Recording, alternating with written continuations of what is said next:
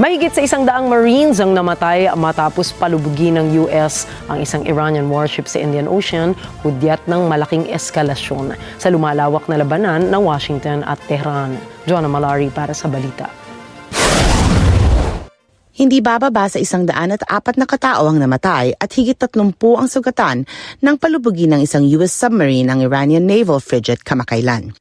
Ayon sa mga opisyal ng Iran, ang barko na kinilalang the Iris Dina ay inatake noong Miyerkules sa Indian Ocean, may 19 na nautical miles sa katimugang baybayin ng Gale sa Sri Lanka.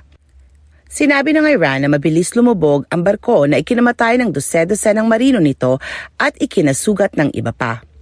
Ang nasabing pag-atake ay sa harap ng tumitinding komprontasyon sa pagitan ng Iran at US na dahilan rin ng missile and drone attack sa ilang bahagi ng Middle East. Kinondena ng Iranian military officials ang nasabing pag-atake at tinawag itong mapanganib na eskalasyon. Inakusahan din nila ang Washington ng pagpapalawak ng labanan labas sa rehiyon. Pinibigyang diin ng insidente ang pagkalat ng labanan sa pangunahing international shipping lane sa Indian Ocean.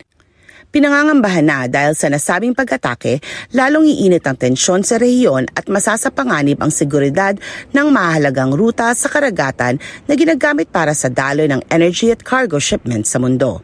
Joanna Malari para sa Mata ng Agila International, Trusted, Connected, On Point.